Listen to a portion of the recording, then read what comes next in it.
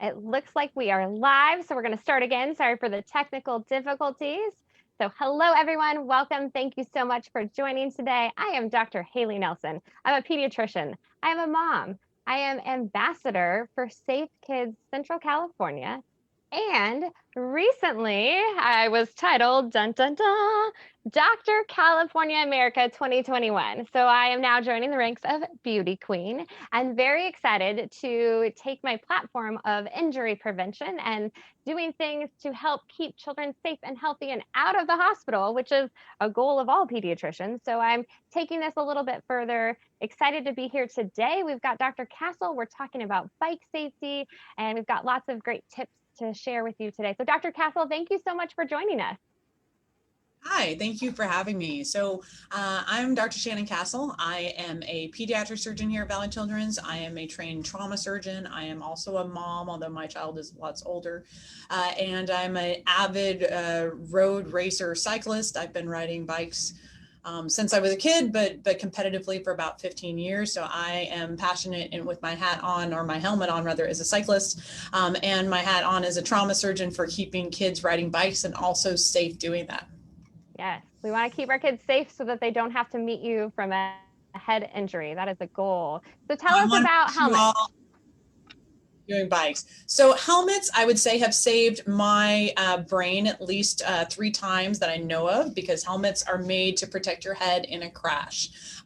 For that to work, you have to have on adults and children alike. I very strongly believe adults should wear helmets for their own safety, but also because it sets a good example for their kids. Even if you think there's no way you're going to fall over, your kids are watching you. So everyone should have a helmet on that fits their head. I have a little tiny pin head, so I actually wear a very child-sized helmet. You put it on just like Dr. Nelson is doing, and you see her, she's going to strap it. What I like about Dr. Nelson's helmet here is that it is tight in the sense that you should only be able to put really one finger under that strap, because you don't want it to move over when you fall.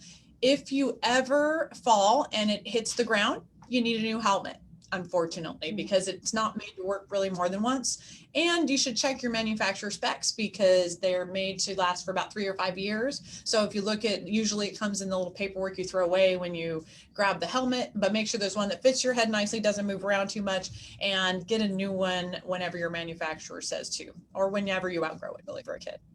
Whenever you outgrow. Yep. The other thing that I like about this helmet, and then the ones when I'm buying them for my kids, let me show, is in the back, the helmets that have a dial. And so the fact that you can loosen it, smash it on your kid's head, get a good snug fit, and then tighten it so that once it's on there, that it's not wiggling around, and that you want it also parallel to the ground. So you don't want it tipped up so that you can see their big old forehead. You're trying to protect their head. So making sure that you've got it kind of in place, and then you can make it snug. So that is the thing that has made it easier, because when you try to put a helmet on that's already tightened on your kid's head, they're going to say, "Mom, it hurts." And they kind of wiggle around. And so that has made my life easier. So I look for the dial in the back to make it easier as a mom for getting helmets on my kids. That's a great example, and you don't need an expensive one. You can find very expensive helmets. The bike racers love to see how expensive they can get them. That's just about how lightweight or aerodynamic it is. You just need one that's approved by Snell, ANSI. There's all these things. Anything they're selling as a kid's bike helmet at Walmart or Target or anything is going to be working for your kids. So don't need to get fancy. Yeah, one of my doctor questions that I love to ask is, I'll ask kids, like, what color is your bike? And so they start to tell me about their bike. And then my follow-up question that I always ask is, then what color is your helmet? And that's where if your child's not wearing a helmet, they're going to tell me the truth. So they look at mom, they totally will rat you out. And so this is an opportunity, like, pick a helmet that they think is cool, and they're going to be more likely to wear it. So if your kid is into Frozen, if your kid likes cars, like whatever color, clearly I like pink, so my helmet is pink, like whatever it is, to help encourage them to put it on their head when you go. That's perfect. My bike is blue. You do competitive bike riding. Yeah. There you go. See? It still takes my bike based on color. Kind of fun. Yeah, no, it's all about. I pick everything based on color. Yeah. So I know you mentioned you do competitive bike riding, but like for the, just getting out with your kids. So tell me a little bit about kind of the rules of the road or when we should even ride in the road with our kids. Like what should we be thinking about once everyone has their helmet, has their bike that fits them, and we're heading out? So just like walking or in crossing the street on foot, the biggest danger when we're out on the roads is cars. You can hurt yourself falling over, but you can get hurt very badly by a car, and kids can too.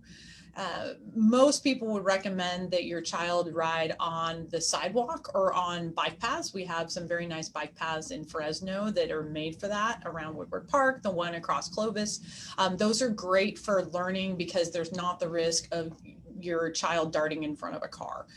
So whenever you as a parent feel like your child can go in a straight line and be a little bit more traffic aware, usually that's around 10, but you got to use your judgment.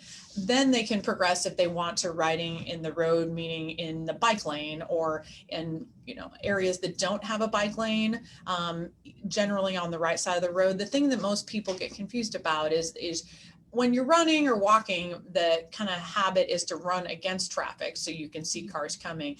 It works better with the flow of traffic for safety if you ride with traffic. So you ride in the same direction that the cars are going in the bike path. And that's the best way for you to make sure that you're stopping at the stop signs with the cars and that you're turning with traffic patterns. And you should always be with your kid, with your child when they're learning to do that, of course.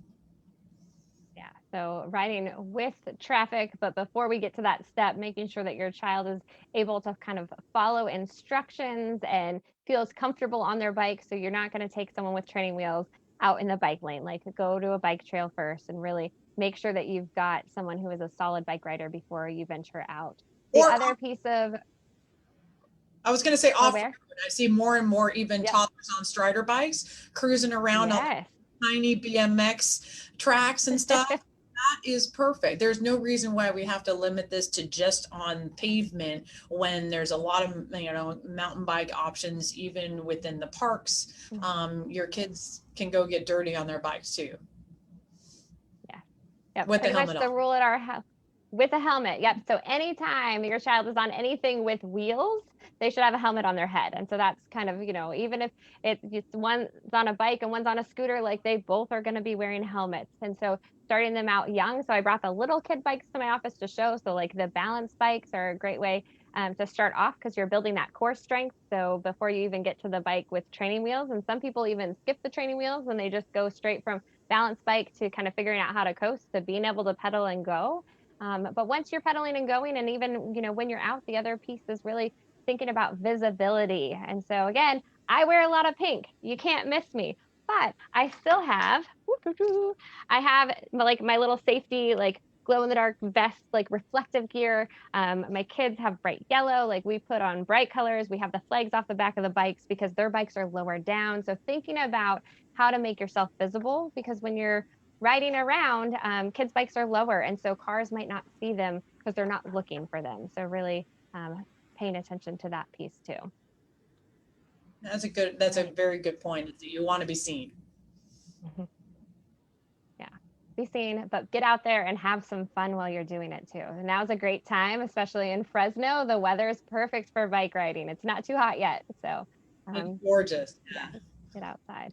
All right. Dr. Castle, any other tips before we wrap up today? Things that you want to let people know about bike riding? I would say just, in a safe environment, get your child on a bike and make sure that they have a bike that fits them well. Bikes actually, if they're really struggling to get on the seat and their toes can't touch, that's not a safe situation. Likewise, if you have a really, they're outgrowing their bike a little bit, it's really hard to picture yourself on a kid's bike. You can't control it very well. So it's important not only to make sure the helmet fits, but that the bike fits so that they can control it well and get them comfortable before you take them in any environment where they're really going to have to watch out for cars. Get them comfortable in a safer place on a bike path or something where there's not as many obstacles.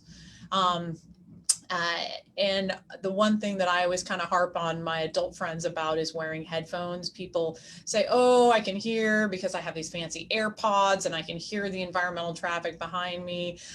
For the most part, the safest way to ride is with your ears open with nothing in them, so that you can hear cars coming, you can hear people on the path, you can hear your friends telling you to watch out. And so I do not ride with headphones, although I know a lot of friends that I ride with who do. I just don't feel like it's safe.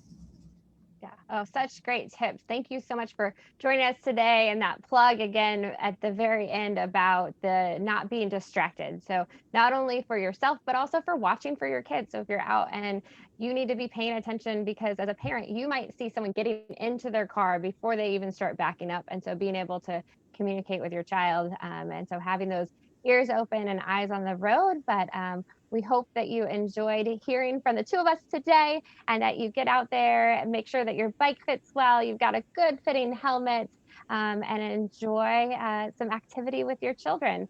So stay tuned, Safe Kids Central California. We've got lots of other Lunch and Learn episodes coming. We'll be live again on Thursday.